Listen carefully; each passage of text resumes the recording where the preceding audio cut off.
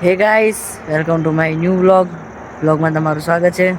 તો આજે આપણને વ્લોગ બનાવવાનો ટાઈમ નથી મળ્યો, તો હોજનો ટાઈમ છે અને આપણે આજે આખો દાડો કામ કર્યું છે.